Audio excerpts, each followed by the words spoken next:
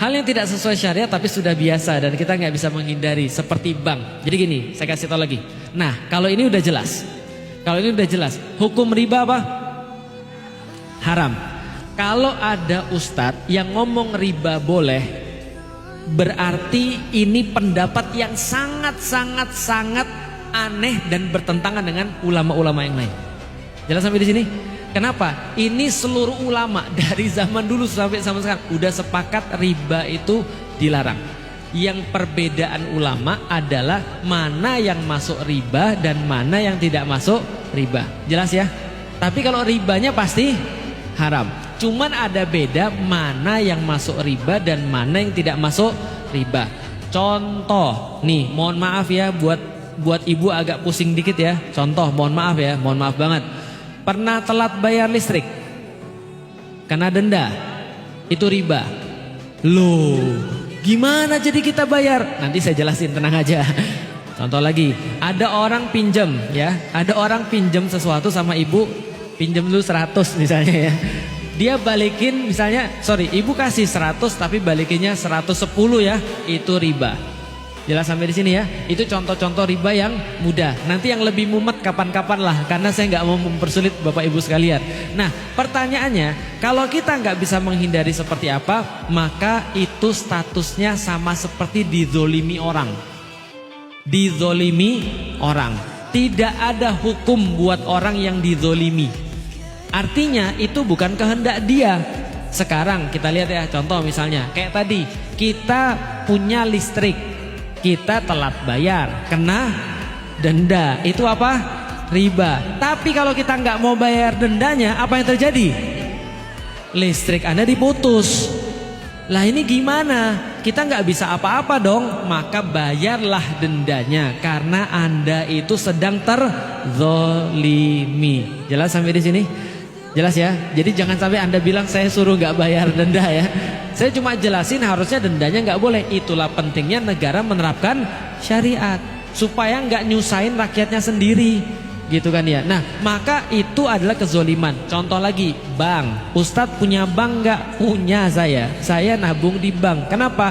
Karena sekarang transaksi harus pakai transaksi bank. Tapi saya punya aturan. Aturan saya apa? Bank saya itu saya minta dinolin bunganya. Loh, berarti nggak dapat bunga? Enggak. Administrasi gimana? Itu haknya bank. Jadi saya bayar administrasi nggak dapat bunga. Ustadz nggak bisa, Ustadz kayak gitu. Ya udah, ini harus agak ekstra sulit, ekstra susah. Tiap bulan liatin tuh berapa bunganya tuh. Contoh ya, kita nabung 1 juta, dapat bunga sekian. Lalu bayar administrasi sekian. Administrasinya bayar, itu hak bank.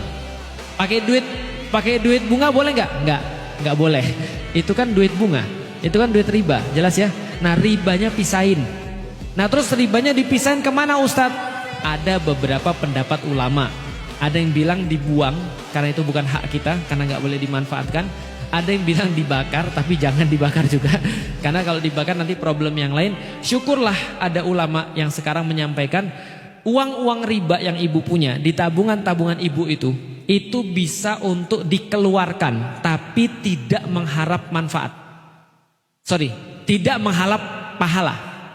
Karena kalau kita mau ngasih sesuatu yang pahala, harus ngasih yang baik kepada Allah. Jangan kalah sama orang-orang kafir Quraisy. Kafir Quraisy saja bangun Ka'bah aja nggak boleh pakai riba. Mereka bilang ini harta yang baik-baik aja untuk bangun Ka'bah, padahal mereka kafir. Lah kita masa mukmin melakukan kebaikan pakai harta yang buruk. Misalnya contoh ya, bangun masjid pakailah harta-harta yang baik. Nah, lalu harta riba ini seperti apa? Bisa disalurkan dalam fasilitas-fasilitas umum. Fasilitas-fasilitas umum, misal jalan raya itu bisa, bangun jalan bisa, WC umum bisa, WC masjid gimana? Ada perbedaan, gitu kan?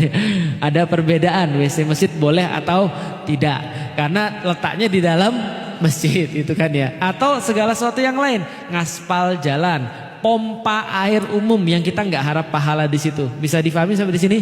Nah, maka ada beberapa ustadz yang memang sudah membuka seperti itu. Jadi memang riba-riba ini artinya pengurusannya diwakafkan kembali ke Allah. Diwakafkan itu maksudnya dikembalikan lagi ke Allah. Karena ini bukan milik kita. Ingat ya, yang riba itu bukan milik kita. Kenapa? Karena yang menjadi hak milik itu harus ada sebab kepemilikan. Kapan-kapan kita bahas. Contoh sebab kepemilikan, kerja itu sebab kepemilikan. Apalagi waris itu sebab kepemilikan. Hadiah itu sebab kepemilikan. Riba nggak ada sebab kepemilikan. Maka ini nggak boleh dimanfaatkan. Karena kita bukan yang punya, paham ya? Berarti harus apa? Dikembalikan aja ke Allah. Nah, ada beberapa ustadz yang sudah menerima tuh pengembalian harta riba. Nanti dimanfaatkan untuk beberapa aktivitas-aktivitas yang bersifat sosial. Seperti bangun jalan ke pesantren, itu bisa. Atau tadi WC umum di masyarakat dan seterusnya. Kayak gitu-gitu ya. Itu tentang masalah riba. Jadi kalau memang sudah nggak bisa karena kita bukan negara, terus gimana? Ya beristighfar aja, karena memang Rasul katakan ada satu masa di mana orang tidak bisa untuk mengelak dari dosa riba, walaupun dia itu debu saja. Nah itulah zaman sekarang. Karena riba itu sudah di mana-mana, gitu kan ya. Jadi ya kalau memang kita bisa sebaik-baiknya, tadi sudah saya kasih tahu caranya. Tapi kalau misalnya masih susah juga, ya minimal kita nggak ngambil ribanya, karena itu bukan hak kita. Wallahu a'lam bishawab, itu adalah tentang riba.